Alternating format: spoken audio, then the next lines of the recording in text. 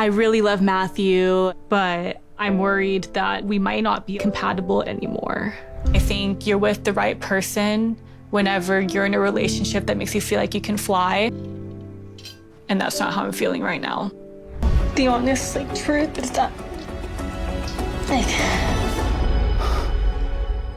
Greta loves Matthew, but she no longer thinks that she's in love with him. That's a problem. She's been playing the role of loving fiancé whilst knowing deep down that something fundamentally is broken. But unfortunately for Matthew, he has no idea how she's really feeling. So let's rewind to the start and see how Greta finally reveals this truth that she's been hiding. I told Matthew that I am unsure about having kids. So I sent out an SOS to the wives chat because I am completely spiraling about my relationship. So after dropping the kids bombshell on Matthew yesterday, Greta is now in full-blown panic mode. But it's not the kids conversation that's actually bothering her. That's just a small crack in her imploding relationship. You see, she really feels the need to talk to someone, but not the someone that she should be talking to, not her partner, Matthew. So instead, she reaches out to one of her friends from back home to help her talk through and process feelings that she really should be discussing with her fiancé. Oh my God, hi. How are you? I'm doing okay. You have duct tape on your finger?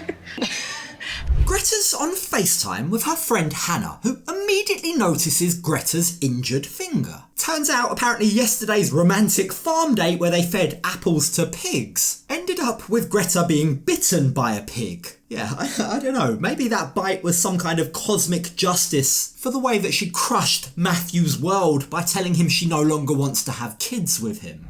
While we were picking apples, I brought up the fact that I've been really on the fence about having children, and he was shocked. To be honest, he was a little more than shocked. The poor guy's whole world collapsed in that moment. Keep in mind, Greta had always led him to believe that she was on the same page as him on that topic. She also wanted kids, she had him believe. Now, of course, she's well within her rights. It's her prerogative to change that at any time. But the fallout from that, his utter devastation, was written all over his face. But, as it turns out, their future with or without kids is just the tip of the iceberg. You see, as it turns out, Greta has doubts that go way beyond the prospect of having kids. And once again, Matthew is completely clueless about how she's feeling. I mean, it's easy to feel bad for the guy, isn't it? Considering how hard he really is trying to be a good partner to her. If you end up not wanting kids, I'll still be there. That's what I would always give. That's what a partner should always give. Matthew responded to Greta's doubts by being completely vulnerable and selfless. He told her he'd choose her over his desire to have kids. He's willing to sacrifice his dream of a family in order to keep her in his life. That's the kind of unconditional love that most people hope for but never really truly get. The guy's being completely selfless. He's sacrificing his dreams to keep her happy. But unfortunately for Matthew, and without his knowledge, Greta is about to reveal her actual problem.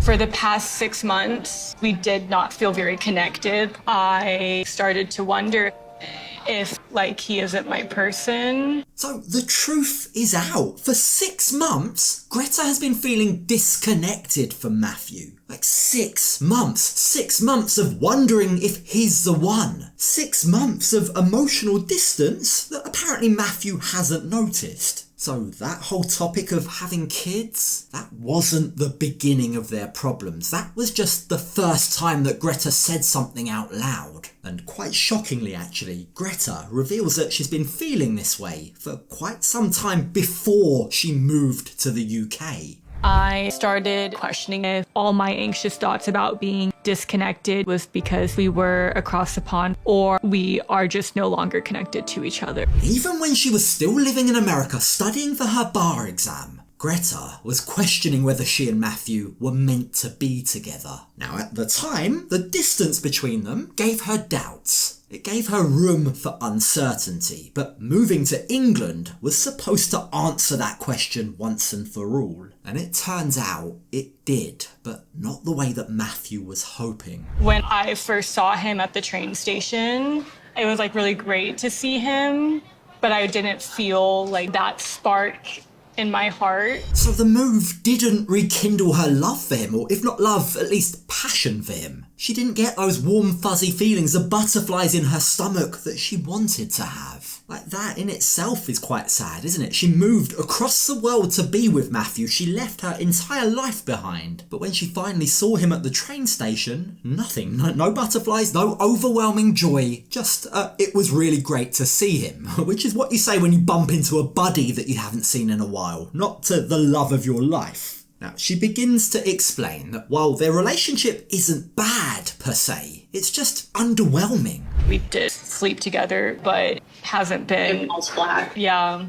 It wouldn't be like a bad relationship. It would be like a fine relationship. Greta is trying to rationalise staying in a relationship that's about as exciting as eating oatmeal. It's not great, it's not awful, it's just fine, it will do. But that's no way to live your life, is it? And Hannah cuts right through it. You signed up for more than that, she says. You just don't deserve to have a fine relationship. You didn't uproot your entire life just for fine. You can't marry someone just because they're fine. You want the one, the love of your life, surely. Now, the real tragedy here is that Matthew thinks that things are better than fine. He thinks they're going great. Sure, admittedly, they've just had a tough conversation about kids, but he's under the belief that they'll work through that. He has no idea that Greta has been emotionally checked out for months.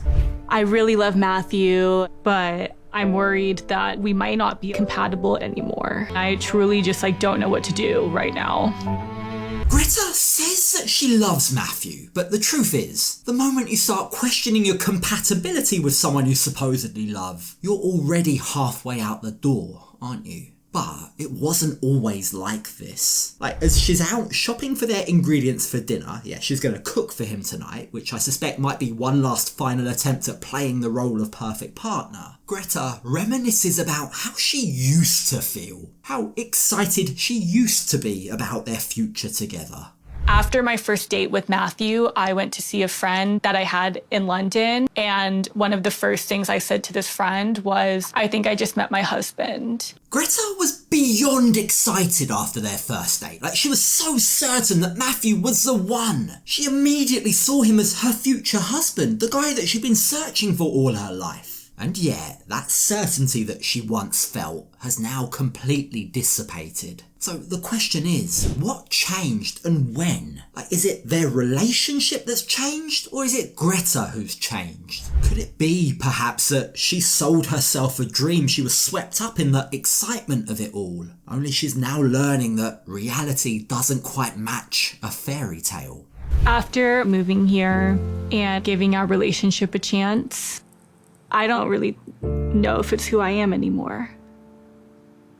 The life she imagined for herself, moving to England, marrying Matthew and building a future together, doesn't feel right for her anymore. It's not that the vision changed or even Matthew changed, it's the fact that Greta has changed. Now, the good thing here is she's addressing this now, before they're married. If she knows it to be true, then the last thing she wants to do is end up getting married to the guy, only to find herself stuck in a life that belongs to the person she used to be, not the person she's now become. I am pretending to be the person that I think that he needs, and that is someone to come home to a nice home-cooked English meal. Greta is playing a role. She's playing a role that she never auditioned for.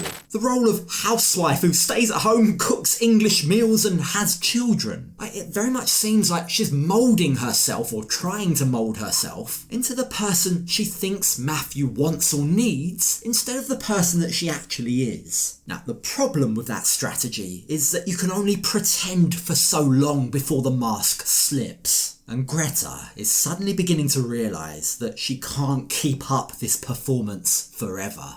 I think you're with the right person whenever you're in a relationship that makes you feel like you can fly. And that's not how I'm feeling right now. As she's setting the table, as she's about to play the role of housewife and pretend that everything's okay for one more night, Greta breaks down. She can't hold it together anymore, and once those tears start, they don't stop.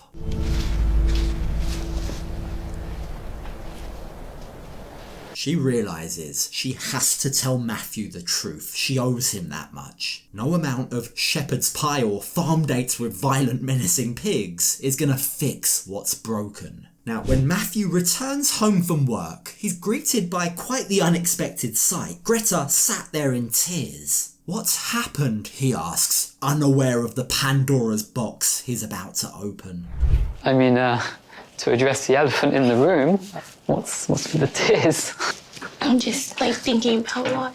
Now, of course, as any good partner would be, Matthew is concerned. He wants to address what's happened. But unlike a good partner, Greta refuses to be truthful. She just deflects, so they end up eating dinner. Now, of course, Matthew isn't stupid. He can see and sense that something's off, but he's probably thinking that this is related to the topic of kids that they discussed yesterday. He has absolutely no idea that Greta is about to reveal something far, far worse. How have you been feeling after a talk in the car? Like I'm on a ship in choppy waters. Matthew's metaphor is spot on. He feels like he's on a ship in high seas trying desperately to stay afloat. He thinks these choppy waters are all about the no children thing. And yet, here comes Greta, about to capsize their entire relationship. She's known for months now that this conversation was coming. But all that time, Matthew was completely unaware. Heck, the guy was happy. He was getting ready to settle down, buy a house, have kids with the woman he loves. So when Matthew again asks how Greta is, how she's feeling, this time, Greta vaguely begins to open up. I think you're like one of the greatest people I've ever met. But I don't really think I'm being very fair to you at all. Judging by Matthew's face, he knows exactly where this conversation is headed. Greta is using literally the oldest line in the breakup playbook. It's not you, it's me. I mean, it's a classic, well-used line for a reason, but she puts a nice spin on it by telling Matthew how great he is before getting ready to deliver the killer blow. Her strategy here is to try and kill him with kindness before then going on to wield the axe that breaks his heart. But Matthew can obviously sense that axe coming. You deserve the world, and you deserve to be really happy, and you deserve to be with someone who loves you to the most that their heart can handle. She's listing out everything he deserves. Happiness, love, someone who adores him. But notice what she's not saying. She's not saying that she's the one that can give him those things. Matthew is just sitting there listening to Greta tell him how wonderful he is, knowing that the but is coming and there's nothing he can do to stop it. If he thought the kids' conversation yesterday was bad, if that blindsided him, well, today's conversation is about to take that to a whole new level. And while up until now it's all been very flattering, it's at this point that Greta delivers the final blow. The honest truth is that I don't think I love you anymore.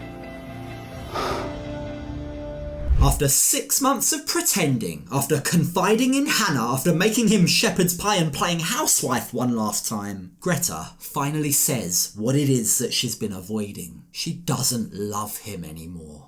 Your heart has to bleed for them both, but particularly for Matthew. His head is still spinning from what he learnt yesterday. He's just sacrificed his dream of having kids for her. He's poured his heart out about choosing her. But now he's finding out that none of that matters because she's already gone. This relationship is over, and it didn't end tonight. For Greta, it ended months ago. Tonight's just the night that Matthew finally found out.